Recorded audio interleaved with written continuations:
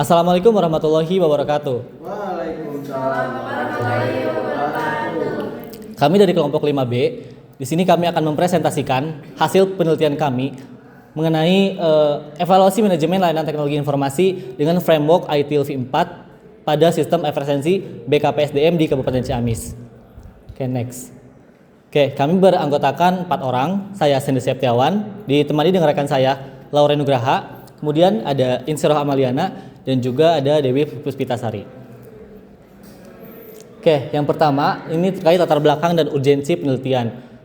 Penelitian ini berangkat dari transformasi digital, khususnya pada pemerintahan terkait penggunaan e-presensi konvensional yang sering dimanipulasi menjadi sistem e-presensi berbasis mobile dan juga berbasis GPS dan face recognition di Kabupaten Ciamis, di BKPSDM Kabupaten Ciamis. Nah, meskipun sistem ini sudah berjalan dengan baik gitu kan, namun belum ada evaluasi terkait manajemen layanannya. Jadi sistem ini menimbulkan efektivitas sistem saat ini hanya bergantung pada responsivitas personil tim TI-nya. Jadi bukan pada tingkat kematangan yang sistematis. Nah, kemudian urgensi dari penelitian ini, yang pertama ini ada terkait penegakan disiplin. Sistem ini adalah alat utama kontrol untuk mengontrol kehadiran aparatur sipil negaranya. Nah, yang kedua ini sebagai dasar remunerasi atau TPP. Nah, data presensi ini menentukan perhitungan terkait remunerasi atau tunjangan kerja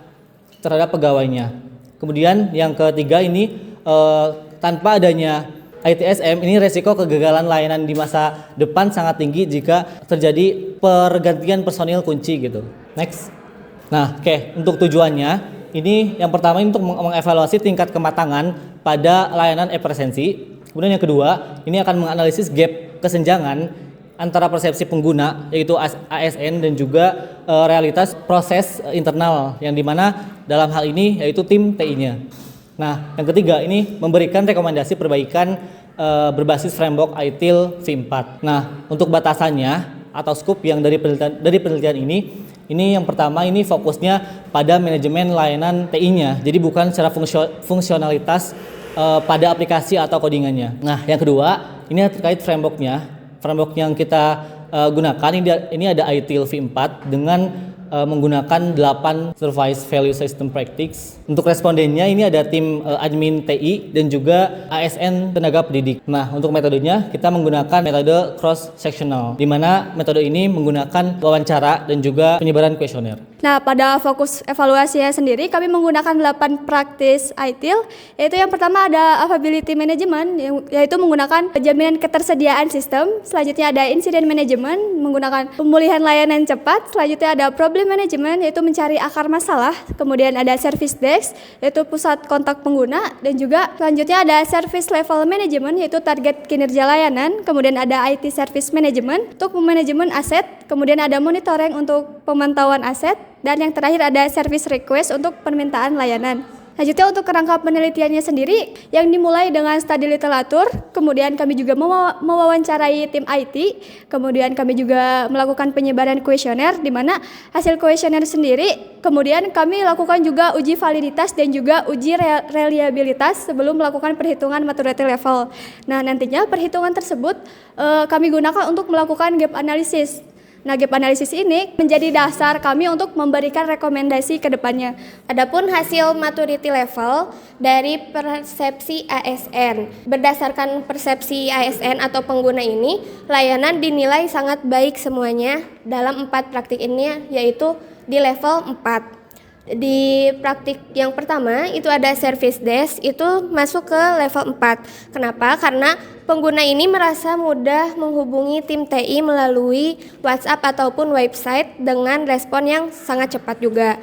Terus untuk di Service Request, si pengguna ini menilai bahwa setiap permintaan layanan ataupun perbaikan data itu selalu ditangani hingga selesai tanpa adanya hambatan. Dan untuk praktis yang ketiga yaitu Incident Management juga sama di level 4, dikarenakan setiap gangguan itu segera diatasi langsung oleh si tim TI sehingga pengguna ini merasa layanan telah dikelola secara efektif. Dan yang keempat itu ada availability, yaitu si pengguna merasa sistem ini jarang mengalami gangguan dan mudah diakses kapan saja.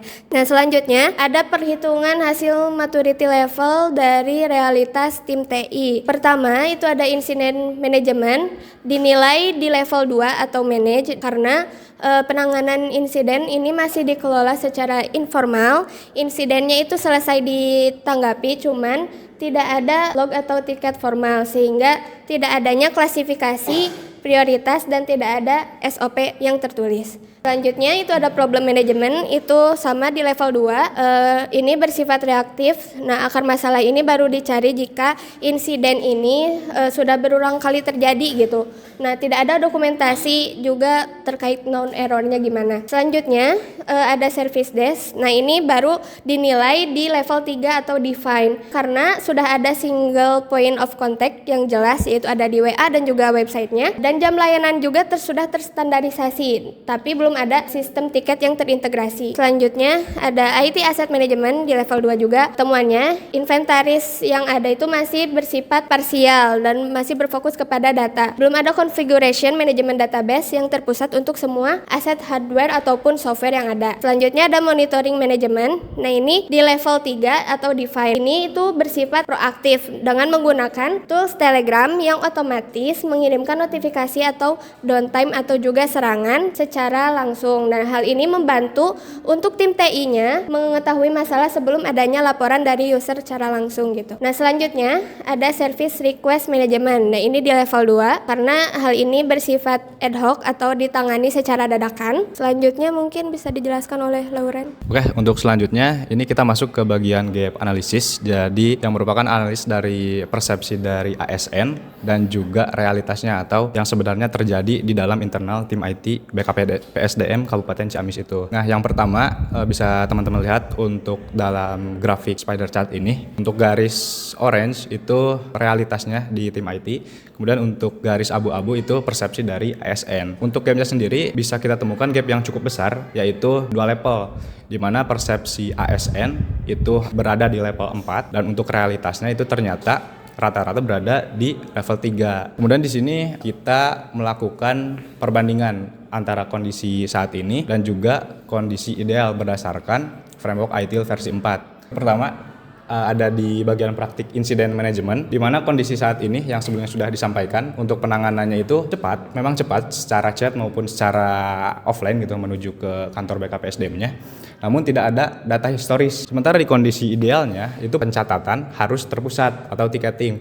Kemudian diberikan juga kategorisasi prioritas dan juga analisis tren insiden. Kemudian dari sini bisa kita temukan bahwa analisis gapnya itu tidak bisa melakukan analisis pola kerusakan. Karena apa? Karena kondisi saat ini mereka tidak melakukan pencatatan data historis. Selanjutnya untuk praktik kedua itu problem management. Untuk kondisi saat ini itu reaktif. Baru dicari akar masalahnya apabila sudah rusak parah. Sedangkan untuk kondisi idealnya itu harus proaktif, di mana case analisisnya itu harus dilakukan sebelum insiden tersebut berulang. Jadi di sini bisa kita ambil gapnya itu insiden yang sama bisa terus berulang karena sifatnya itu reaktif. Kemudian untuk praktik selanjutnya service desk. Di kondisi saat ini untuk SPOC itu ada tapi tidak terintegrasi dengan sistem pelaporan, di mana laporannya itu tercecer lah di chat. Kemudian untuk kondisi idealnya, nah SPOC ini harusnya terintegrasi dengan ticketing system. Nah, sehingga bisa kita ambil analisis gap untuk laporan usernya itu menjadi sulit dilacak statusnya. Selanjutnya IT Asset Management untuk kondisi saat ini di BKPSDM Kabupaten Ciamis itu secara parsial, jadi data hanya di backup saja. Kemudian untuk aset hardware itu tidak terdata secara sentral. Sedangkan untuk kondisi idealnya aset-aset itu harus terdata secara sentral, sehingga karena hal tersebut sulit untuk melacak aset atau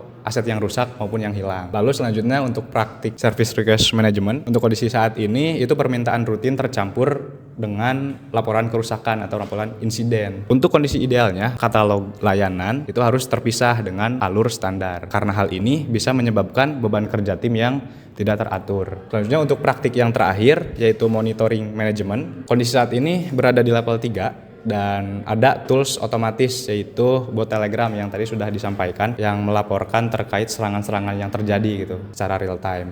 Nah, kondisi idealnya itu memang bagus, tapi harus terintegrasi dengan proses insiden atau tiket otomatis. Nah, karena itulah akibatnya bisa menghasilkan notifikasi yang belum menjadi sebuah tiket otomatis untuk segera dikerjakan. Dari hasil analisis gap tadi, di sini kita mengambil beberapa rekomendasi perbaikan.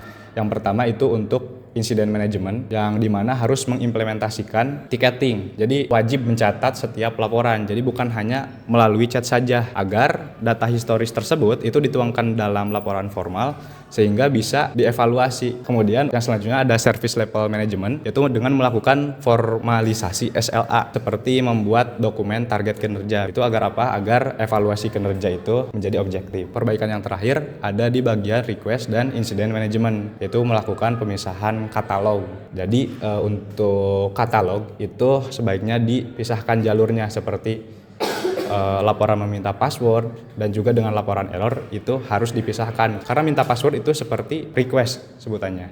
Dan untuk laporan error itu merupakan laporan di kategori insiden. Nah, lalu untuk kesimpulannya, situasi saat ini di BKPSDM Kabupaten Ciamis itu secara umum manajemen layanan TI-nya untuk efisiensi ini berada pada level 2 atau manage. Nah, layanan itu memang berjalan, tapi sangat bergantung pada individunya, pada tim IT-nya. Kemudian dari sini bisa kita lihat juga untuk kesenjangan gapnya itu terdapat persepsi yang sangat lebar gitu, yaitu 2 level, di mana user itu merasa sudah sangat dilayani sehingga itu berada pada level 4. Padahal proses internalnya itu teridentifikasi berada di level 2. Nah, itu terjadi karena hal yang sudah disebutkan tadi, di mana tim IT-nya itu memang gercep melakukan pengerjaan terhadap teguran ataupun pelaporan yang terjadi, tapi memang untuk administrasi dan lain-lainnya itu tidak ditulis secara formal, sehingga itu bisa menimbulkan risiko yang besar. Next. Oke, sebelum ditutup, barangkali ada hal yang harus didiskusikan. Boleh angkat tangan saja. Silahkan. Terima kasih. Tadi kan sudah dijelaskan ya mengenai 8 praktis dari framework ITIL ini untuk mengukur tingkat kematangan di tim IT-nya. Namun kok pada end user-nya tadi pengguna kenapa hanya diukur 4 praktisnya saja ya? Ya, mungkin itu pertanyaannya. Boleh? Oke, karena pertanyaan tadi yaitu mengapa sih persepsi ASN ini hanya diukur melalui 4 praktis, karena kita melakukan relevansi terhadap perannya aja. Nah, si ASN ini itu hanya terlibat di 4 praktis. Yang pertama yaitu ada service desk, yaitu tentang kemudahan si ASN untuk menghubungi tim TI-nya. Terus ada juga melalui service request, itu tentang si ASN itu melakukan permintaan layanan ataupun perubahan datanya gitu. Ada juga di insiden manajemen, ini tentang gangguan yang dialami oleh si ASN-nya agar gimana caranya segera diatasi gitu. Terus ada juga tentang availability, yaitu tentang ketersediaan sistem si ASN-nya. Yang 4-nya lagi itu tidak terlibat langsung oleh ASN karena itu mah lebih ke sistem TI-nya gitu keterlibatannya. Sekian. Oke, terima kasih. Apakah cukup? Sudah cukup menjawab. Terima kasih. Baik, kita beri satu kesempatan lagi untuk yang ingin bertanya. Silahkan. Boleh. Oke, baik ya, izin bertanya. Sebenarnya tadi nambahin aja sih dari pertanyaan sebelumnya ya, dari yang Giri tanyain. Nah, tadi itu di bagian rekomendasi yang berdasarkan gap analisis itu kan ada ini ya, ada rekomendasinya. Nah, itu kan kita lihat itu cuman ada 3 ya. Terus kenapa fokusnya itu hanya di praktisnya aja gitu? Udah cukup deh, segitu dulu.